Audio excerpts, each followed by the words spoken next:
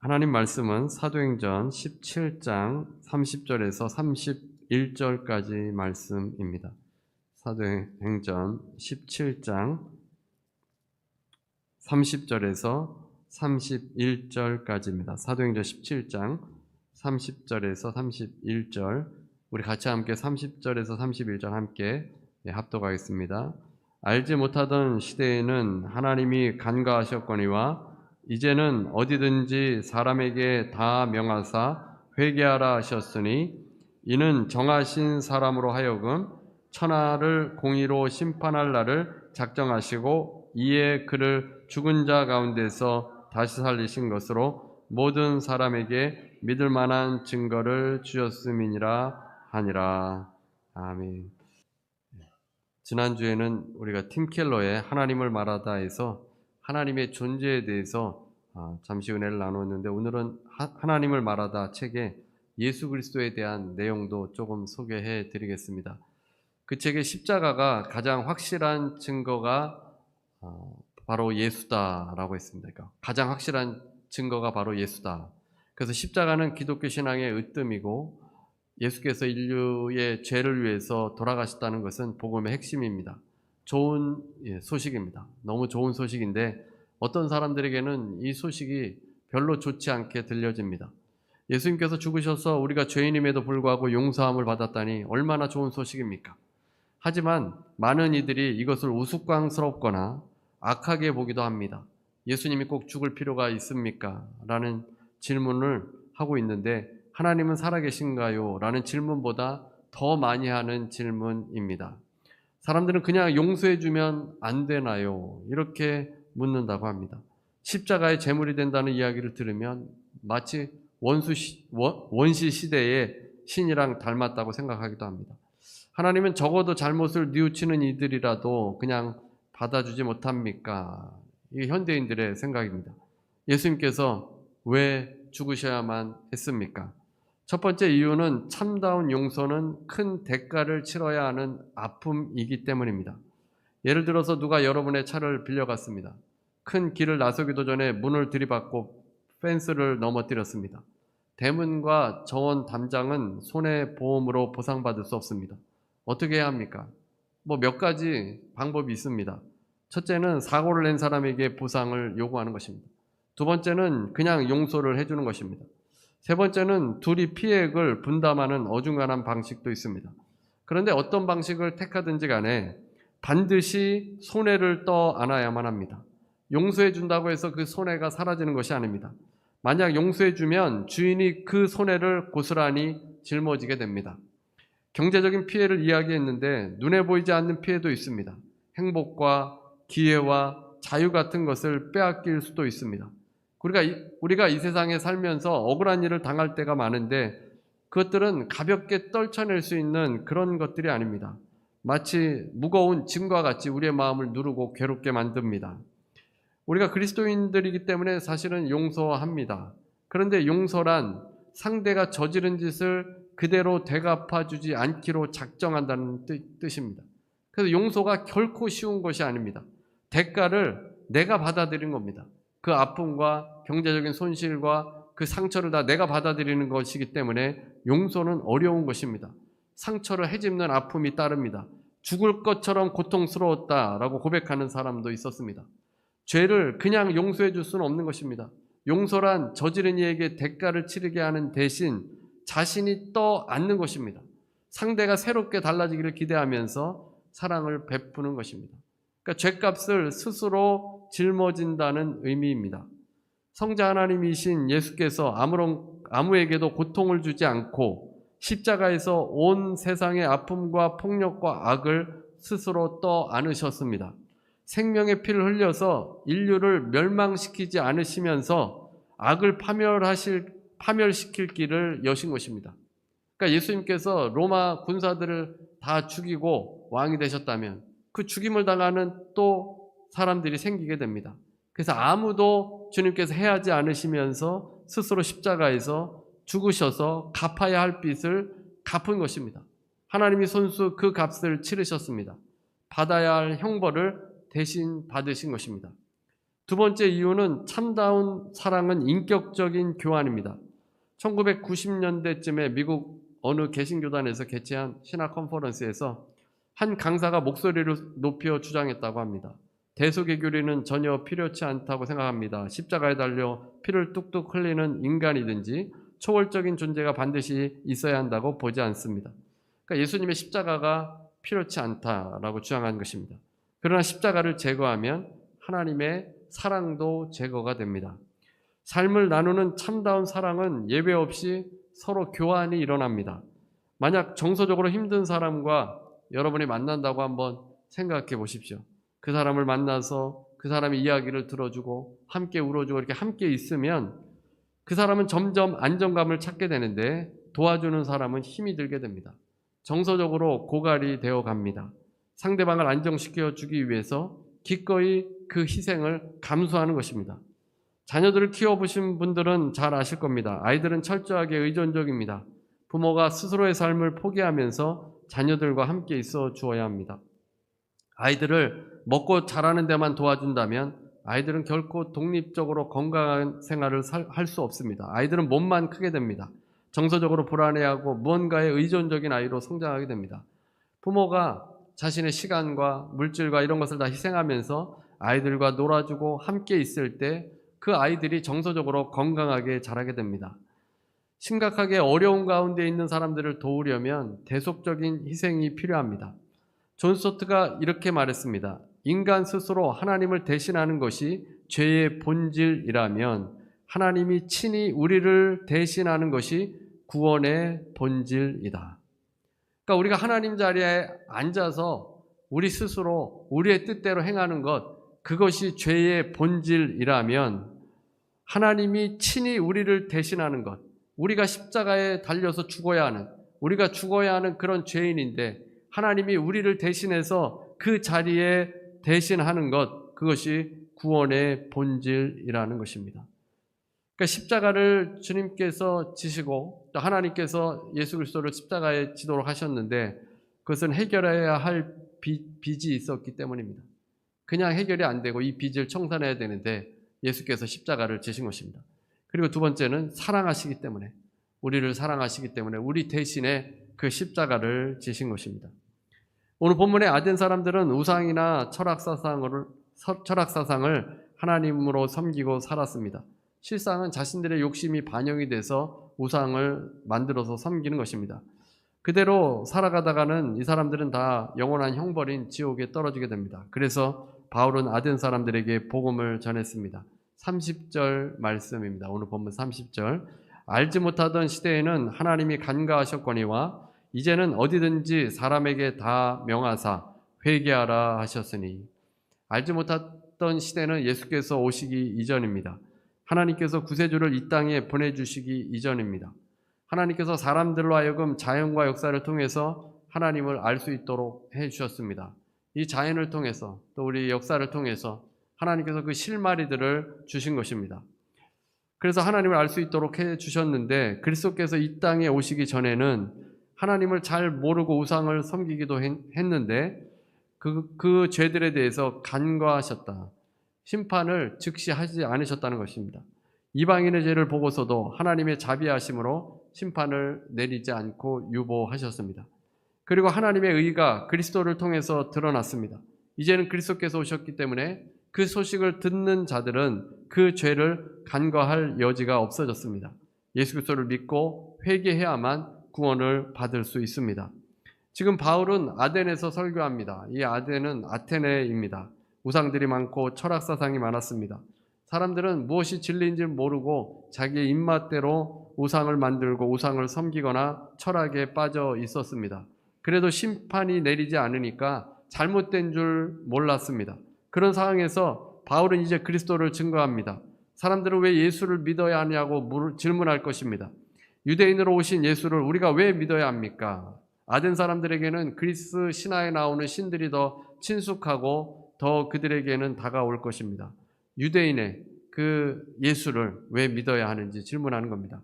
바울은 너희들이 그렇게 원했던 그 신이 바로 하나님이라고 알려주었고 이제 알지 못하던 시대가 끝났기 때문에 과거의 행위를 버리고 회개하고 예수님을 믿으라고 한 것입니다. 이제는 예수님께서 죽으시고 부활하셨으니 주님을 믿으라고 한 것입니다. 예수님을 믿으면서 가장 먼저 해야 될 일이 무엇입니까? 회개입니다. 왜 회개해야 합니까? 회개는 원어로 보게 되면 생각을 바꾸다, 마음과 태도를 바꾸다라는 의미입니다. 쉽게 말하면 유턴하는 것입니다. 지금까지는 내가 원하는 대로 북쪽을 향해서 뉴욕을 향해서 운전하다가 하나님께서 남쪽으로 가라 하면 다시 유턴해서 운전하는 것, 유턴하는 것이 회개입니다. 계속 내가 이 과거의 삶을 벗어버리지 못하면 회개하지 않은 겁니다. 과거의 삶을 벗어버리고 이제 새로운 삶으로 살게 되는 것, 그것이 회개입니다. 지금까지 아덴 사람들은 우상을 섬기고 살았는데 그 삶을 청산해야 합니다. 잘못한 것을 주님께 회개하고 이제는 주님을 섬기고 살아가는 것이 회개한 사람의 삶입니다. 지금까지는 내가 주인이 되어 살았습니다. 내가 원하는 대로 살고 내 욕망대로 살고 내 뜻대로 살아가는 그 인생이었는데 이제 예수님을 믿게 되면 예수님의 뜻대로 사는 겁니다. 예수님의 말씀대로 사는 것, 예수님이 따라가신 그 길로 걸어가는 것, 그것이 이제 결단하고 변화된 크리스찬의 삶입니다. 그 다음에 31절입니다. 이는 정하신 사람으로 하여금 천하를 공의로 심판할 날을 작정하시고 이에 그를 죽은 자 가운데서 다시 살리신 것으로 모든 사람에게 믿을 만한 증거를 주셨음이니라 하니라. 정하신 사람으로 하여금이라고 되어 있습니다. 정하신 사람을 내세워서 심판하실 것이라는 뜻입니다.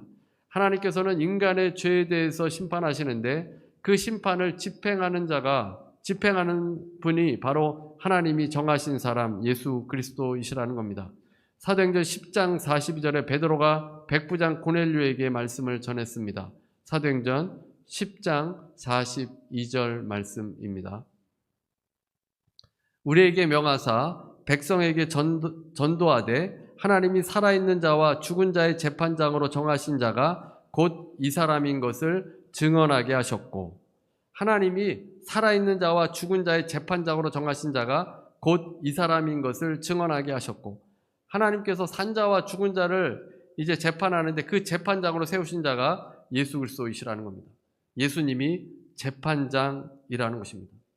그러니까 우리가 이렇게 예배드리고 예수님의 이름으로 기도하고 예수님 찬양하고 예수님의 뜻대로 살기를 원하고 정말 예수님처럼 용서하며 그렇게 살아가는데 이제 우리가 최후의 심판대 앞에 섰을 때 너무나도 무섭고 두려운 자리인데 거기에는 우리가 늘 함께했던 그 예수님이 재판장으로 앉아 있다는 겁니다. 그러니 여러분의 죄 다 용서해 주시는 거 아니겠습니까? 우리는 심판을 받지 않는 것입니다. 바울이 말하고자 하는 것은 예수님께서 인류의 심판자가 되신다는 것입니다. 예수께서 하늘에 있지 않으시고 이 땅에 인간으로 오셨습니다. 예수께서 하나님의 뜻대로 죽으시고 다시 살아나셔서 죄와 사망의 권세를 깨뜨리셨습니다. 그러므로 하나님께서 정하신 예수 그리스도를 믿지 않는 사람들에게는 심판이 임하게 됩니다. 죄 가운데 살아가는 인생이 회개할 수 있도록 예수님께서 이 땅에 오셨고 하나님께서 그렇게 보내주셨는데 그 예수를 믿지 않으면 심판을 받게 되는 겁니다. 31절입니다. 오늘 본문 31절. 이는 정하신 사람으로 하여금 천하를 공의로 심판할 날을 작정하시고, 천하를 공의로 심판할 날을 정해 놓으셨다는 겁니다. 유대인으로 오신 그 예수께서 온 인류의 왕이십니다. 유대인의 왕으로 오신 예수가 온 인류의 왕이신 것입니다. 그분이 천하의 심판자이시고 그 심판은 유대인만이 아니라 천하 모든 사람들이 예수님 앞에서 심판을 받게 되어지는 겁니다. 예수님이 오시기 전에는 하나님께서 자비하심으로 간과하셨지만 이제 예수께서 오셨으니 구원의 길이 열리게 되었습니다. 하나님께서 증거를 주셨는데 예수께서 죽은 자 가운데 다시 살리신 것으로 모든 사람에게 믿을 만한 증거를 주신 것입니다. 죽었다가 죽은 사람을 살았다고 거짓말할 수 있습니까? 많은 사람들에게 주목받고 많은 사람들이 지켜보던 사람을 이제 죽었다가 살아났다 이렇게 말할 수 없는 것입니다. 그래서 확실한 증거를 주신 것입니다. 그런데 사람들이 이 부분에 대해서 무지합니다. 알지 못하고 깨닫지 못합니다. 하나님께서 정하신 분이신데도 이것을 모르고 무지 속에 살아갑니다. 누가복음 23장 34절에 예수님께서 십자가상에서 이렇게 기도합니다. 아버지, 저들을 사하여 주옵소서. 자기들이 하는 것을 알지 못함이니이다. 인간이 참으로 무지합니다. 잘 알지 못합니다. 자신들이 의로운 줄 알고 우리가 죄인임에도 불구하고 당신은 죄인입니다 하면 굉장히 화를 냅니다. 내가 왜 죄인이냐고 합니다. 예수님을 십자가에 달아 죽이려고 하는 사람들, 십자가에 달라고 외쳤던 그 군중들도 자신들은 죄가 없다고 생각한 것입니다. 그래서 주님께서 저들을 사하여 달라고, 용서해 달라고 기도하는 겁니다. 그들은 자기들이 하는 것을 알지 못함이니다. 무지함 가운데 알지 못하는 것입니다. 이 무지한 사람들 중에 한 사람이 바로 사도 바울입니다. 과거의 바울, 그때 이름은 사울이었는데 스데반을 돌로 쳐서 죽이는 일에 동조하면서 자신이 그 일의 증인이 되려고 한 사람입니다. 스데반이 이교도인 줄 알고 신성모독이라고 생각하면서 죽이려고 했습니다. 하나님을 위한 일이라고 생각했던 겁니다. 다메섹까지 가서 예수님을 믿는 자들을 때리고 옥에 가두려고 했습니다. 하나님의 일을 한다고 생각한 것입니다. 그런 바울이 다메섹으로 가는 길에 또렷이 음성을 들었습니다. 사울아, 사울아, 내가 왜 나를 핍박하느냐? 하늘에서 음성이 들렸는데 그분이 바로 예수 그리스도이셨습니다. 바울은 이럴 리가 없는데 라고 생각했을 겁니다. 예수가 하나님이었다니 이럴 수 없다라고 생각했을 겁니다. 다메섹에서 만난 하나님께서 말씀하십니다. 나는 내가 죽이려고 하는 예수다. 바울은 하나님을 위한 일인 줄 알고 그리스도인들을 박해하며 다녔는데 사실 죽이려고 했던 그분이 바로 하나님이셨고 그 예수가 바로 하나님께서 정하신 메시아였다는 것을 나중에야 깨닫게 된 것입니다. 바울은 정말 무지했고 알지 못했습니다. 무지했던 바울을 하나님께서, 예수 그리스도께서 용서해 주시고 그를 예수님을 증거하는 사도로 쓰임받도록 해주셨습니다. 인간이 무지하기 때문에 자신의 잘못을 모릅니다. 예수께서 십자가에서 자기들이 하는 일을 알지 못하니이다. 이것은 참으로 인간이 무지하기 때문에 주님께서 기도하신 것입니다. 회개는 자신이 죄인인 것을 깨닫고 돌이키는 것입니다. 우리가 무지하기 때문에 하나님 말씀 보고 하나님의 음성을 듣고 기도하면서 회개하며 주님을 만나고 나아갈 수 있어야 합니다. 또 주위에 많은 무지한 사람들이 있기 때문에 그들을 예수 그리스도를 믿도록 깨우쳐주고 예수께서 심판자이신 것을 알도록 해주어야 합니다.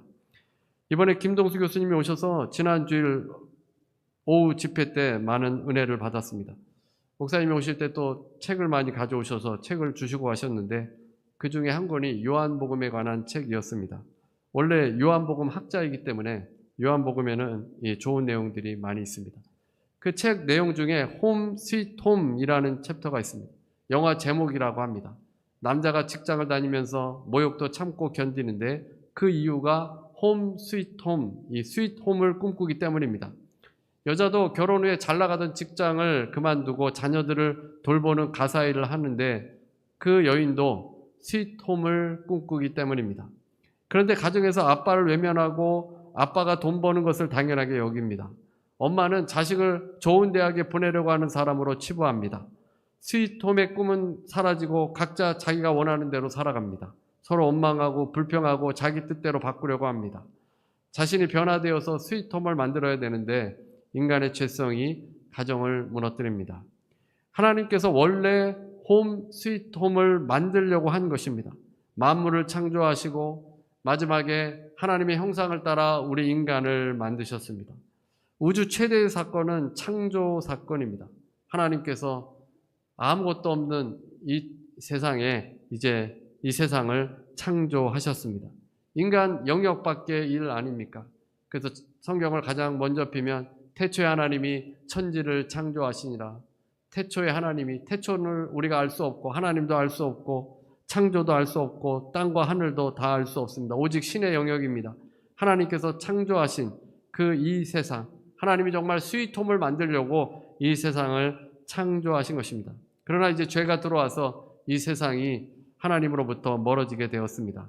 그 다음에 이제 또 놀라운 일이 일어나게 되는데 이것이 바로 새 창조, 재창조의 일입니다. 요한복음 1장 14절에 보면 요한복음 1장 14절입니다. 말씀이 육신이 되어 우리 가운데 거하심에 우리가 그의 영광을 보니 아버지의 독생자의 영광이요 은혜와 진리가 충만하더라. 말씀이신 성자 하나님께서 우리 가운데 육신이 되신 것입니다.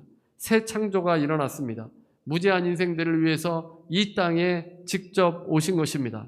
어둠의 빛을 발하게 되었습니다. 이 말씀은 놀라움 자체입니다. 이방인들은 신을 인간과 유사한 존재로 여겼습니다. 그리스 로마 신화에 보면 신은 연애도 하고 바람도 피우고 삐지기도 하고 악을 행하기도 합니다. 이런 신은 인간보다 힘이 셀 뿐이지 별반 다르지 않습니다. 하지만 유대인들이 믿었던 신은 달랐습니다. 그 신은 완전히 구별된 존재입니다. 부정한 인간과 같이 거할 수 없는 분입니다. 거룩한 성막에 혹은 거룩한 성전에 거하시는 분이십니다. 그런데 그렇게 거룩하신 하나님이 사람이 되었다는 것은 상상할 수 없는 일입니다. 사람들은 이것을 이해하지 못하기 때문에, 무지하기 때문에 하나님이 가짜 몸으로 사람이 되었다고 믿기도 했습니다. 가연설이라고 하는데, 하나님이 사람이 되셨지만 그렇게 보이게만 되셨다는 겁니다. 예수님은 아픔도 괴로움도 느끼지 않는 분이라고 생각했습니다. 이렇게 생각하는 사람들이 많기 때문에 요한은 요한복음 1장 14절에서 육체가 되었다라는 말을 사용했습니다. 사람이라고 하면 잘못 해석할 수 있기 때문에 확실히 하기 위해서 육체라고 이 기록을 한 것입니다. 하나님이 실제 살과 피를 가진 사람이 되신 것입니다. 그 하나님이 우리 가운데 거하게 되었습니다. 이 거하심에라는 동사는 장막을 치다라는 뜻입니다. 구약 성경에서 하나님은 출애굽할 때 장막에 거하셨는데 바로 그것을 동사로 표현한 단어입니다. 예수님은 이 땅을 장막 삼아서 이 땅에 주님께서 거하신 것입니다.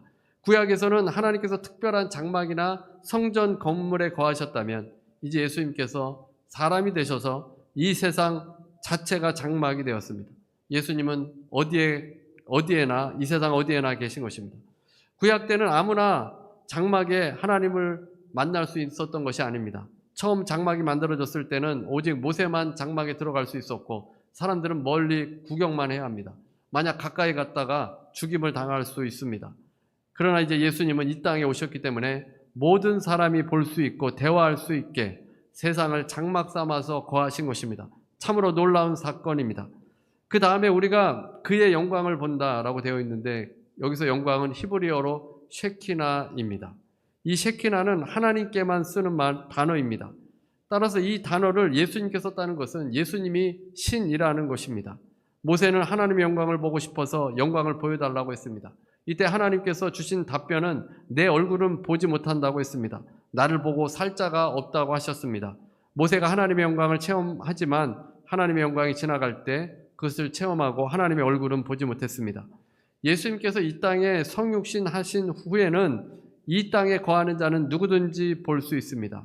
하지만 그의 영광은 아무도 인식하지 못합니다. 오직 예수님을 믿는 자들만 그 영광을 알아볼 수 있습니다. 요한일서 1장 1절입니다. 태초부터 있는 생명의 말씀에 관하여는 우리가 들은 바요 눈으로 본 바요 자세히 보고 우리의 손으로 만진 바라. 사도 요한이 예수님을 직접 만났는데 그 주님을 만났을 때 그 영광을 보게 된 것입니다. 단순히 예수님의 얼굴 한번 본 것이 아니라 단순히 예수님과 악수 한번 한 것이 아니라 주님과 깊은 교제를 나누면서 그 주님의 영광, 하나님의 영광, 그 영광을 보게 되었던 것입니다. 이 은혜가 예수님께서 이 땅에 오심으로 말미암아 예수님을 믿는 모든 사람들에게 임하게 되었다는 것입니다. 사람들은 무지하기 때문에 그 예수님을 모르는데 하나님께서 예수님을 이 땅에 보내시고 우리가 그 예수 그리스도와 교제할 수 있고 그 예수 그리스도와 함께 나아갈 수 있도록 은혜를 주신 것입니다. 그래서 이 일을 이루시기 위해서 하나님께서는 대가를 지불하신 것입니다. 십자가가 없다면 우리에게 구원이 없고 십자가가 없다면 우리에게 하나님의 사랑을 깨달을 수도 없습니다. 주님께서 우리를 너무나도 사랑하셔서 우리에게 예수 그리스도를 보내주셔서 예수께서 죽으시고 부활하셔서 확실한 증거를 우리에게 보여주신 것입니다. 오늘은 종려 주일입니다. 예수님께서 나귀를 타고 예루살렘 성에 입성하셨습니다.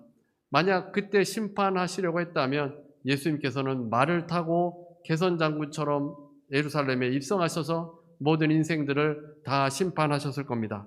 그러나 나귀를 타고 오셨습니다. 평화의 왕으로 오셨습니다.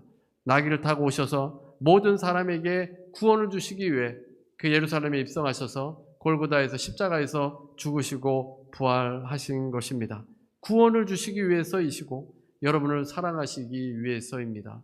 이 마지막 때에 여러분은 흔들리지 말고 오직 예수 그리스도를 확실히 붙드시기 바랍니다. 주님의 십자가가 우리를 구원했고 우리를 사랑하시는 증표입니다. 그 주님으로 인해 감사하며 그 사랑과 그 복음을 증거하는 여러분 되시기를 주님의 이름으로 축원합니다. 우리 찬송가 265장 찬송 부르시고 함께 기도하겠습니다. 은혜로우신 하나님 감사합니다. 아버지, 우리가 이 땅에 태어나 하나님 자행자제하며 아버지 우리의 뜻대로 삶을 살아왔는데 아버지 이제 예수 그리스도를 만나 하나님 구원함을 받고 아버지 영생을 얻도록 인도하심을 감사합니다. 하나님께서 정하신 그 예수 그리스도 아버지 주님을 알게 해주심도 하나님 너무나도 감사합니다. 아버지 놀라운 소식 이 복음을 증거하며 전할 수 있게 하여 주시고 하나님 마지막 때에 많은 사상과 이론과 생각들 아버지 그런 것들로부터 아버지 우리 자신을 지켜내게 하시고 오직 예수 그리스도를 믿는 믿음 가운데 거할 수 있도록 주여 도와주시옵소서. 하나님 아버지 이 시간 지체들을 위해서 기도합니다. 병으로 고통당하는 지체들과 또 문제로 어려움을 당하고 아버지 괴로워하는 지체들이 있습니까? 하나님께서 그 마음을 만져주시고 그 생각을 붙잡아 주시고 또 그 환부에 주님께서 친히 안수하여 주셔서 고침받는 역사가 일어나게 해 주옵소서. 예수의 이름으로 명하노니 모든 병만은 떠나갈지어다. 모든 질병은 예수의 이름 명하노니 떠나갈지어다. 예수의 이름 명하노니 연약한 부분은 강건하게 될지어다. 관절과 근육과 예수의 이름 명하노니 회복될지어다. 만성 통증은 예수의 이름 명하노니 떠나갈지어다. 고혈압, 당뇨, 불면증은 예수의 이름으로 명하노니 떠나갈지어다. 아버지 또 문제로 어려움을 당합니까? 아버지 마음이 괴롭고 아버지 떠나가지 않는 생각들이 있습니까? 주님 앞에 다 내려놓습니다. 하나님께서 해결하여 주시고 아버지께 신뢰할 때 아버지께서 인도하여 주실 줄로 믿습니다. 예수 이름으로 명하노니 모든 악한 영은 가정에서 떠나갈지어다. 일터에서 떠나갈지어다. 모든 공동체에서 떠나갈지어다. 예수의 이름으로 명하노니 괴롭게 하고 우울케 하는 악한 영은 예수 이름으로 명하노니 마음과 생각에서 떠나갈지어다. 아버지 우리 주의 백성들 지켜주시고 이제 구원받은 백성들이 오니 담대히 주의 복음 붙들고 나아갈 수 있도록 주여 도와주시옵소서. 지금은 우리 주 예수 그리스도의 무한하신 은혜와 아버지 하나님의 극진하신 사랑과 보혜사 성령님의 교통하시고 내주하시고 충만케 하심이 오늘 함께 예배드리는 모든 주의 백성들 위에 개인 가정 일터 위에 하나님께서 정하신 예수 그리스도를 믿는 모든 주의 성도들 위에 지금부터 영원토록 함께 있을지어다.